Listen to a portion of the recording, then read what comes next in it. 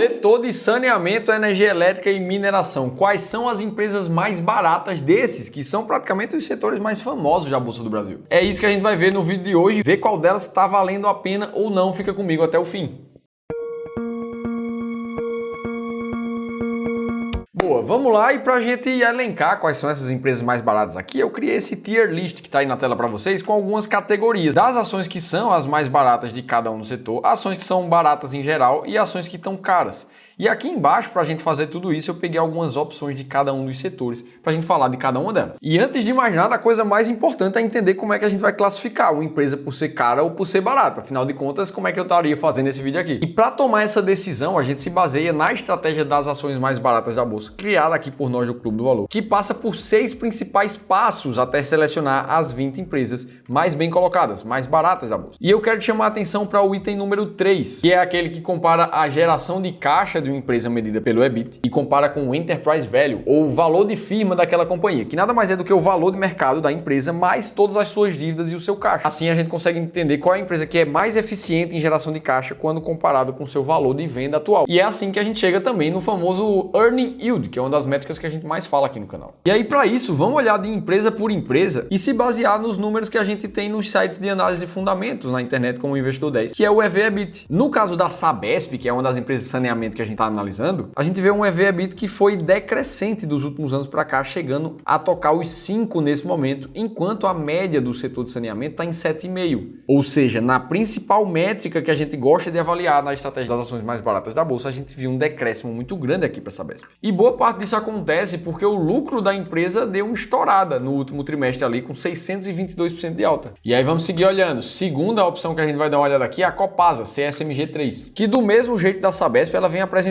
um decréscimo aqui no EV/EBIT nos últimos anos, abaixo da média do setor, em cerca agora de 6,7. Mas no resultado do último trimestre, diferente da Sabesp, o lucro da Copasa reduziu cerca de 15%. Importante que a gente vai sempre analisar o cenário que a gente tem hoje. Afinal de contas, não dá para usar um dado que está lá no futuro para a gente entender se uma ação está barata ou não. É por isso que a gente olha para os dados atuais. Já no caso da Sanepar, Companhia de Saneamento do Paraná, que é a terceira opção que a gente vai olhar aqui, o que a gente vê, diferente das outras duas, é um EV/EBIT que veio crescendo, aumentando nos últimos anos. Ou seja, ela vem ficando levemente mais cara. Então, na prática, comparando esses múltiplos, isso significa que a Sabesp hoje é a empresa mais barata do setor de saneamento. E só para você entender o que está acontecendo com ela nos últimos meses de resultado, a gente vê uma receita operacional líquida que aumentou 132% na comparação anual. E uma boa parte disso aqui foi por um efeito não recorrente. Basicamente, a companhia transformou ativos intangíveis do seu balanço em ativos financeiros. Isso aqui teve um impacto de pouco mais de 8 bilhões de reais, trazendo um resultado muito acima do esperado e nos últimos 12 meses ajudou a fazer a empresa se valorizar 25%. A gente olha para o Earning Yield da Sabesp, a gente encontra ele ali em 19%, transformando ela numa das 20 empresas mais baratas da bolsa. Enquanto isso, quando a gente olha para a Sanepar, a gente vê ela na posição número 22, ela está próxima das 20 mais baratas da bolsa, mas não está barata, com um earning yield de 17%, enquanto que a CSMG está na posição número 38 ali, com menos de 14% de earning yield. Então aqui a gente já pode classificar a Sabesp como a única ação barata do setor de saneamento, enquanto a Copasa e a Sanepar são consideradas como ações caras nesse momento também. Vamos para o segundo, que é o setor de energia elétrica, que a gente vai colocar nas opções aqui, a ISA-CETIP, a ENGIE e a Taesa. E aí, se a gente faz um breve comparativo aqui do múltiplo das três, o que a gente vê é que em termos de preço sobre lucro e preço por valor patrimonial, múltiplos que muita gente gosta de usar para entender se uma ação está barata ou não, a ISA-CETIP está na frente, com certa folga ali das outras duas. O grande ponto é que a gente não gosta muito de olhar para preço sobre lucro, justamente porque o lucro de uma empresa, ele já considera o pagamento de imposto da empresa e da despesa ou receita financeira que ela tem. Ou seja, muitas vezes pode ser que uma empresa seja ineficiente em termos de geração de caixa, só que por alguma razão ela gerou uma receita financeira muito alta e o lucro líquido dela é muito alto. Ora, essa não é uma empresa que pode ser dita barata, uma vez que ela não está ganhando dinheiro com o operacional dela, e sim com receitas financeiras. Entre outros casos, é por isso que a gente prefere olhar para o EV/EBIT da companhia, já que o EBIT é justamente o lucro antes do pagamento da receita ou despesa financeira e dos impostos. E nesse caso, a ISA-CETIP também está mais bem colocada do que as outras duas aqui pelo comparativo.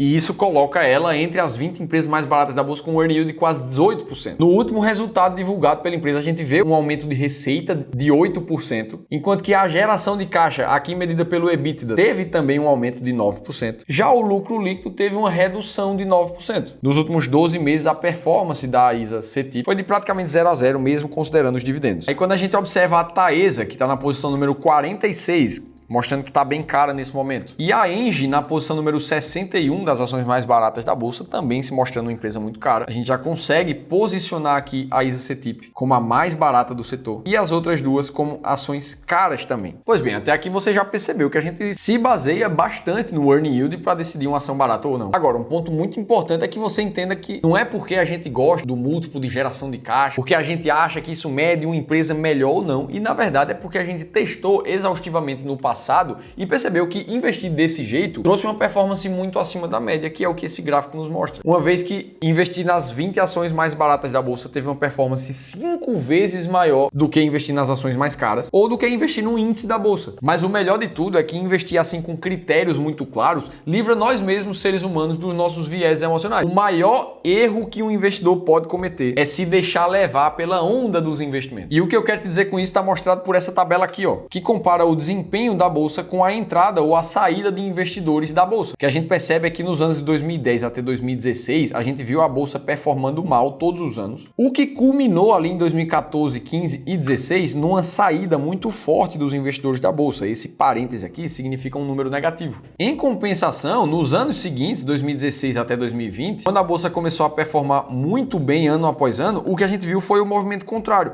uma entrada massiva dos investidores na bolsa, justamente tentando pegar aquele oba-oba e querendo ganhar mais dinheiro com ações. Principalmente em 2020, quando a Selic chegou na casa dos 2% ao ano e ninguém queria saber de renda fixa, só de ações. E esse fenômeno continua se repetindo sempre e tem até nome, se chama Behavior Gap. E é por isso que a gente vê mais estudos como esse o tempo inteiro. Olha esse gráfico aqui que compara o desempenho do melhor fundo de ações lá dos Estados Unidos, que performou praticamente 18% ao ano entre os anos de 2000 até 2010, enquanto que o investidor médio desse mesmo fundo, ele teve uma performance de menos 11% ao ano. Ou seja, a estratégia do fundo era boa, mas os caras que investiram naquele fundo não conseguiram acompanhar a performance, justamente por tomar a atitude errada na hora errada. E eu vou te dizer exatamente o que é que a gente aqui do Clube do Valor faz para nunca comprar na alta e vender na baixa. Primeiro de tudo, a gente segue uma estratégia validada, comprovada, com critérios claros que façam não com que a gente goste de ações, mas que a gente compre quando elas estejam dentro da estratégia e quando elas saem, simplesmente venda, sem apego nenhum. Além disso, a gente conta com o nosso sistema de alocação estratégica, que é basicamente você ter sempre um desenho ideal do teu portfólio de investimentos, com porcentagens muito bem definidas de cada uma das classes. E aí, quando o mercado vai se mexer para cima ou para baixo, a tua única função é comprar o que caiu e vender o que subiu. Ah, Felipe, mas eu não tenho desenho ideal de carteira como esse, não tenho estratégia muito clara. Bom, se você se identificou com essa história aqui, eu preciso te convidar para participar de uma das 5 vagas que a gente acabou de liberar da nossa consultoria gratuita. É onde a gente dedica 1 hora de um dos nossos especialistas treinados com as estratégias do Clube do Valor para olhar para o teu portfólio de investimentos individualmente e ver como é que você pode investir cada vez melhor. Para você participar, faz a leitura desse QR Code que está aparecendo aqui na tela ou clica no primeiro link da descrição do vídeo para se inscrever também. Dito isso, vamos para o setor de mineração na bolsa agora, esse que tem menos opções. Afinal de contas, a gente vai estar falando da Vale e da CSN Mineração aqui. Duas das empresas que tiveram uma redução no lucro, no caso da CSN foram 62% de queda